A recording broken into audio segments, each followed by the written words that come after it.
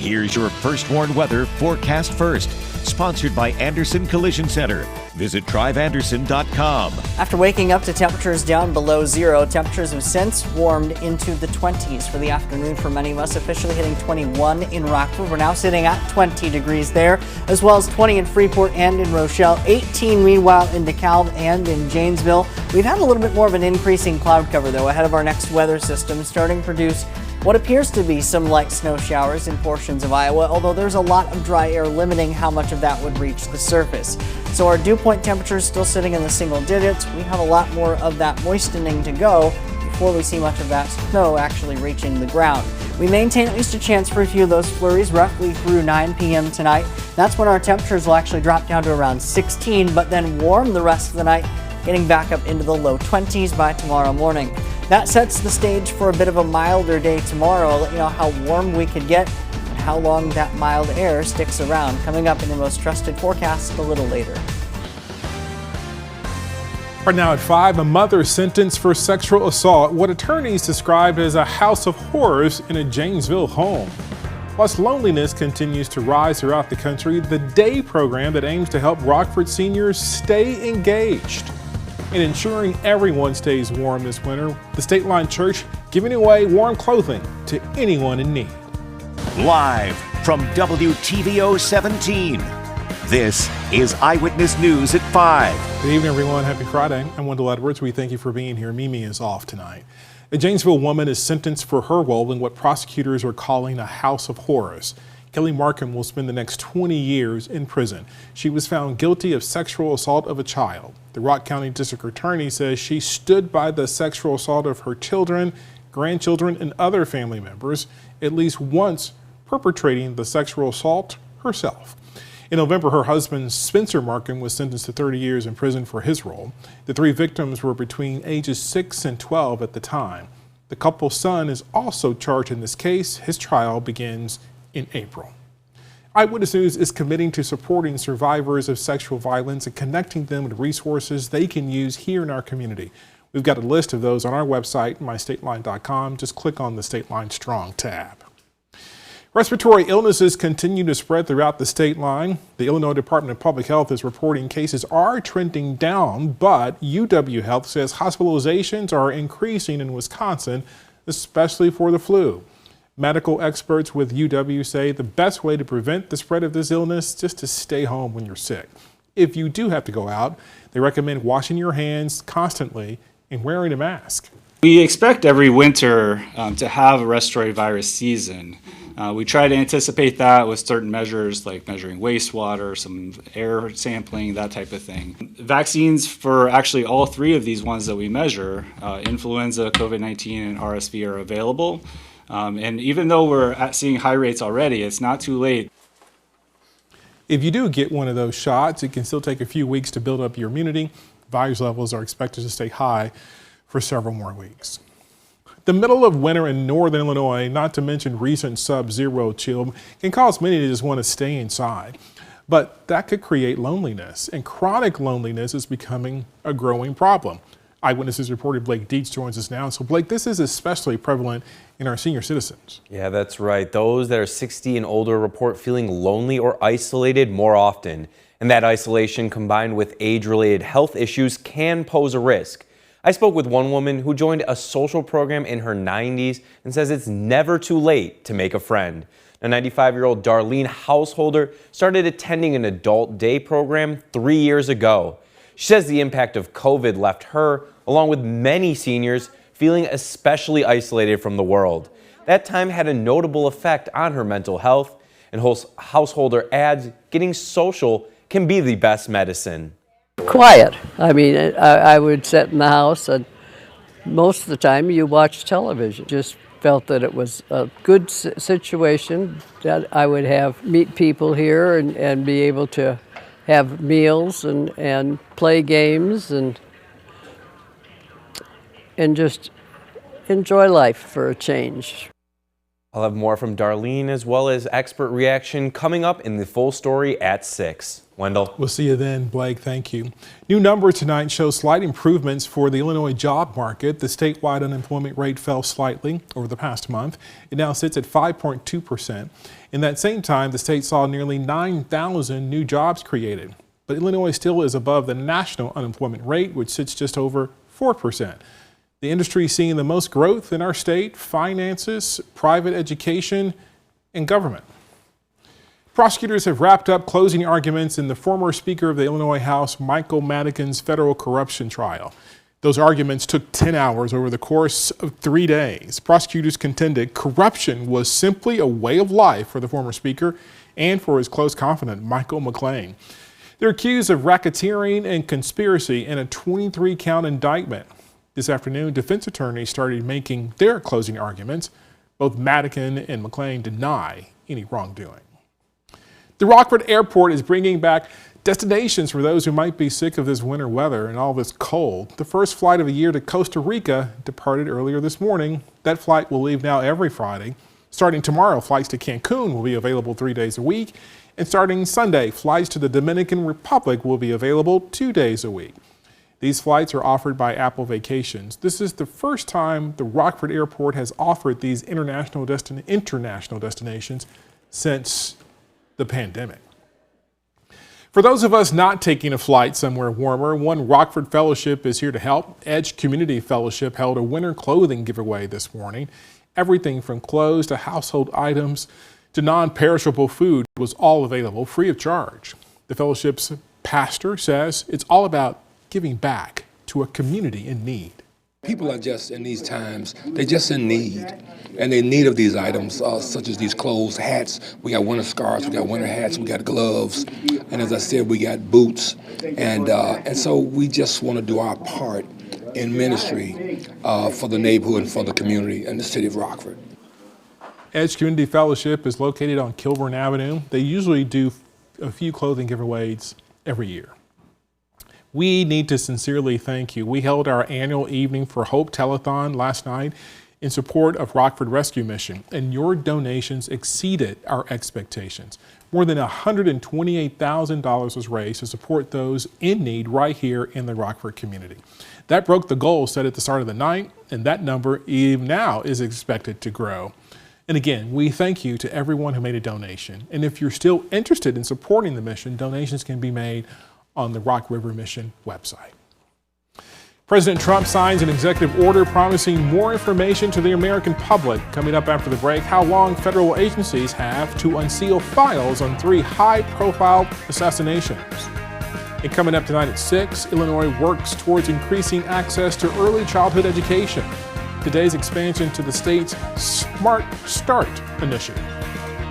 In a brutally cold morning, temperatures down well below zero led to a little bit of a milder afternoon compared to where we started. We made it to the 20s, even warmer as we head toward our weekend. I'll let you know just how far we could get with those temperatures and how long it could last coming up in just a few minutes.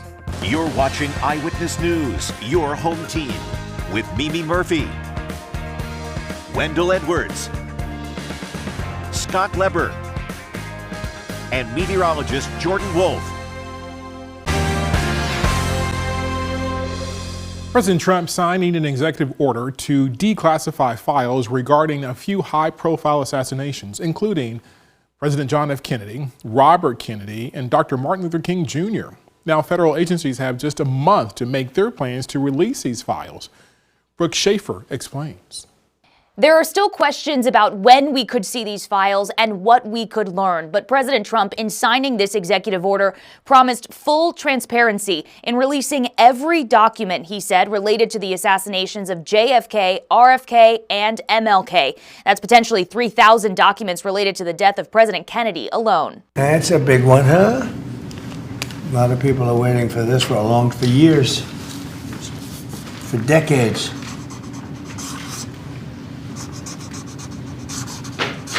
And everything will be revealed. The Attorney General and the Director of National Intelligence have 2 weeks to come up with a plan to release the remaining JFK files. They have a little over a month to make up a plan for releasing the files on RFK and MLK, but it's still not clear when those records would actually be made public.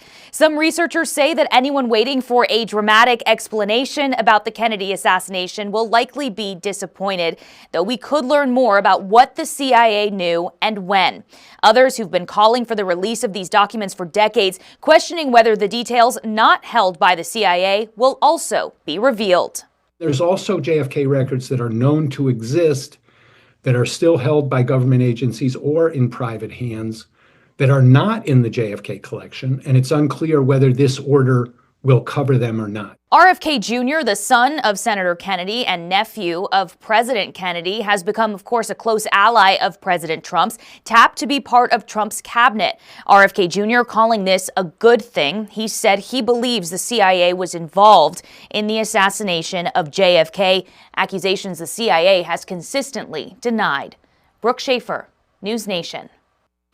Back here in the state line, a warm-up could be on the way as we start off the weekend. Meteorologist Jordan Wolf will let us know when those temperatures could rise. His full forecast is next.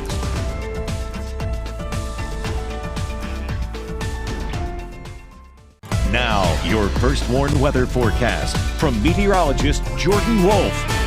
Believe it or not, Rockford was one of the colder spots this morning across a pretty broad region with those overnight lows into early this morning, reaching down below zero. Rockford fell to -9. We also fell to -11 in Rochelle and -13 in Janesville, but many of the surrounding areas weren't that far below zero, including up in Wisconsin. Some locations didn't quite drop as far as Rockford did this morning. That was all thanks to that fresh snowpack from just a few days ago, along with high pressure and a clear sky overhead. That has since been filled in with a lot more cloud cover here this evening, as shown pretty well with our Mercy Health SkyTrack camera overlooking Poplar Grove, brought to us by the Poplar Grove Airport.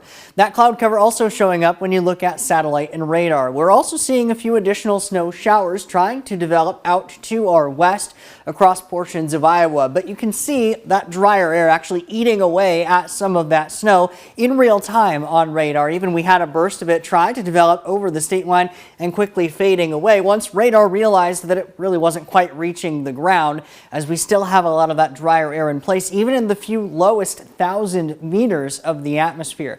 That is also the case down near the surface. You can get a kind of an idea of how dry the air is when you look with our dew point temperatures that are still sitting in the single digits for many of us. 6 right now, that dew point temperature in Rochelle, 5 in Rockford, and 7 in DeKalb. Our air temperature, meanwhile, sitting in the teens to right around 20 degrees, including right at 20 degrees now in Rockford. Now, that drier air near the surface, as I've been mentioning, is limiting how much of that snow could actually reach down to the ground, and that's going to remain the case with what's currently in Iowa as it progresses further to the east. No less, we still could see a few of these snow showers and maybe a flurry or two try to reach down to the surface. A lot of this, though, will likely remain along and to the north of I-88 here tonight. And eventually that system actually producing some of those light flurries will settle down to our south, but we still could maintain a few of those flurries into tomorrow and then again into tomorrow evening with similar trends as far as how dry the air will be down near the surface. So likely limiting a lot of that actually reaches the ground. And all told, many spots will likely see a dusting of snow at the absolute most, and would not be shocked at all to see a few spots see absolutely nothing. Through the night tonight, though, where temperatures will briefly dip back down into the teens where a few spots are, but then rise after midnight tonight, getting back up into the low 20s. So officially that overnight low right around 16, but we'll likely wake up to temperatures tomorrow morning closer to the low 20s. That will set the stage for a milder afternoon as well. We'll actually get back up to 35 for the afternoon high. A partly sunny sky, still holding on to a chance for a few of those flurries, though it will be a bit breezy with winds out of the west, gusting to around 30 miles per hour. That's actually showing up when you look with our low-level winds in the atmosphere as well. Some of these darker colors indicating where we have the strongest winds in those reds and oranges, and that's this weather system currently producing a few of those flurries at this time. We maintain a little bit more of that wind going into Saturday, helping to produce those 30-mile-per-hour wind gusts at the surface as well.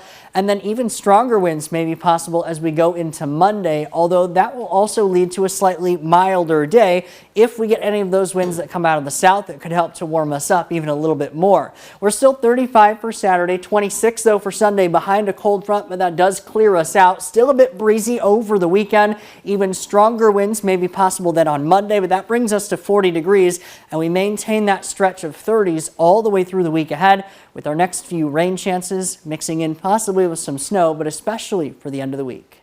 Thank you, Jordan. Scott's up next at sports. He'll get us set for tonight's Nick 10 boys basketball action, including the key game at East High School. Now sports with sports director Scott Lever. Tonight's a critical night for the Auburn boys basketball team and any other team that still has hope of chasing down Guilford for the Nick 10 championship. The Vikings are sitting on top with a 2-game lead. The Knights have a tough battle tonight scheduled at East High School.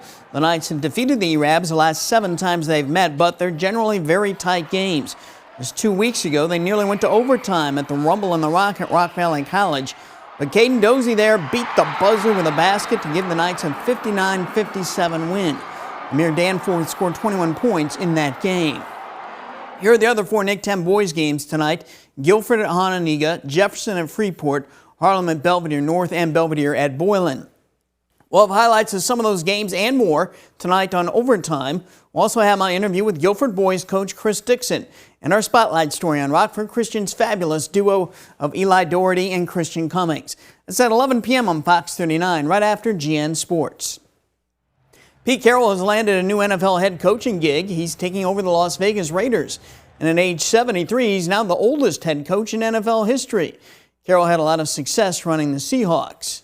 Carroll isn't the only person or thing headed to Vegas. The 2027 College Football Playoff Championship game will be played there. That was announced today by the CFP committee. This year's game was in Atlanta. Next year, it'll be in Miami. Ohio State will not have running back Quinshon Judkins around to help them try to repeat as national champs next season. He's passing up his senior year to enter the NFL draft. Judkins was huge in the championship game against Notre Dame. He scored 3 touchdowns. He's expected to go in the second round of the draft. The Cubs had their convention last weekend. The White Sox are having their Sox Fest this weekend in Chicago. It's not easy to get fans fired up about a team that lost a record 121 games last season. GM Chris Getz is preaching patience. Win and loss record is vital to the success of an organization without question, but we also know where we're at right now. And wins will come if we go about the development of our players. We put them in a position for success, and you go out there and execute. Wins will come. That's sports. We'll be right back.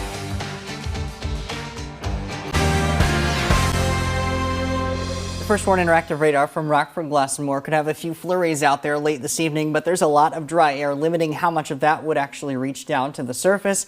So maintaining that flurry chance roughly through 9 or 10 o'clock tonight, but rest of the night should be dry with rising temperatures actually getting back into the low 20s by the morning. We're back up to 35 for tomorrow afternoon. An isolated flurry cannot be completely ruled out, especially into the afternoon and evening, but similar trends with that dry air limiting how much of that reaches the ground. Cold front brings us down to 26 on Sunday. But we flipped that wind direction right back around for Monday. 40 degrees, then 39 for Tuesday, holding on the 30s the rest of the week. We made it to the end of the week. We hope you have a great weekend. We'll see you back here tonight at 6.